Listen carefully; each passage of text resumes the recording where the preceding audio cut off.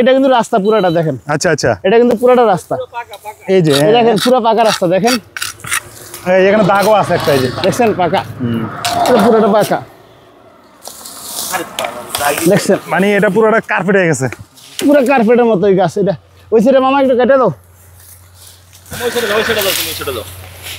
দেখছেন কি অবস্থা। আসসালামু আলাইকুম, আমি আছি এখন আমাদের মতলব উত্তরে চরমাসুয়া টেম্পু ঘাট।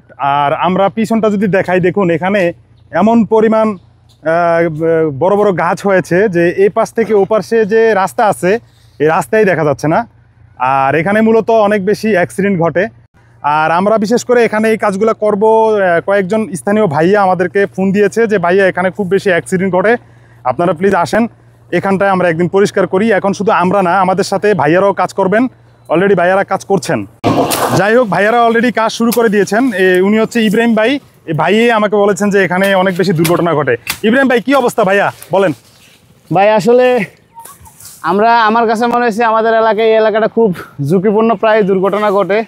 সেজন্য আমাদের এলাকায় আমরা ভাই বোনেদের মিলে ওয়াসিম ভাইকে আসলে আমরা সবাই ফোন দিছি এই জায়গাটা দেখার জন্য।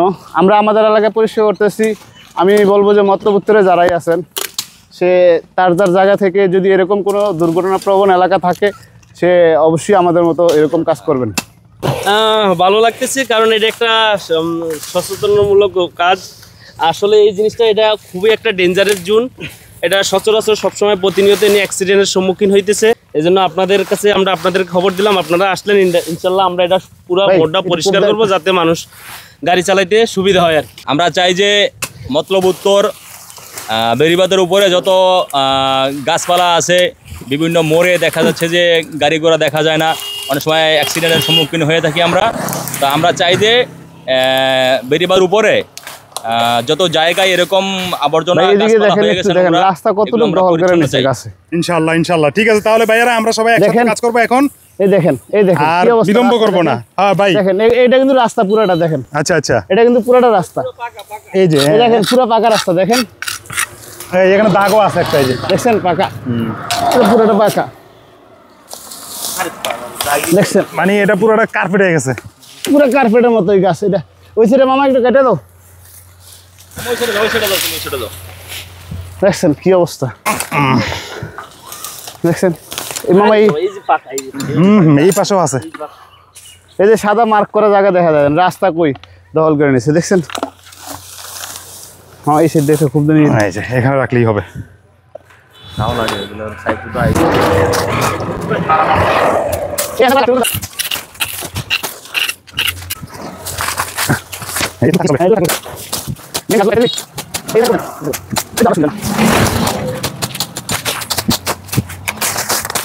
একসাথে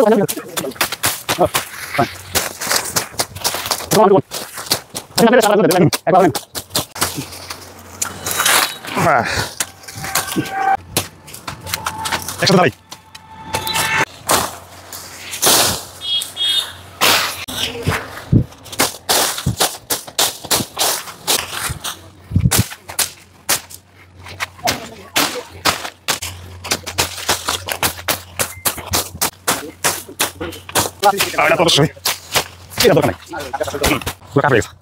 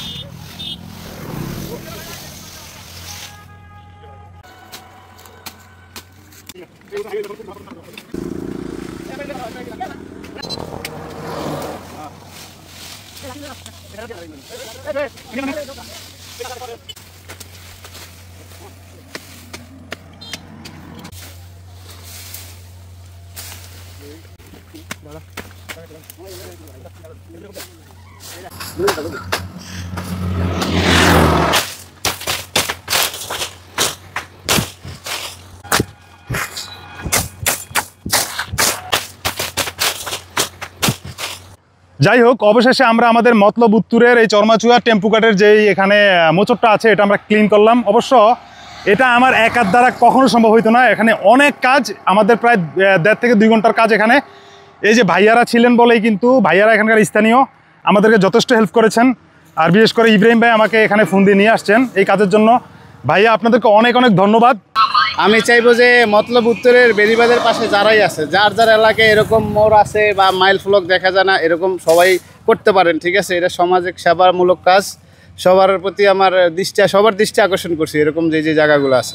আমি মনে করি সবাই আমাদের মতো সবাই যদি উদ্যোগ নেয়, অনেক বেরিবাদে অনেক মোড় আছে, এমন বড় বড় গাছ আছে যেগুলোর কারণে প্রতিনিয়ত অ্যাক্সিডেন্ট হইতেছে।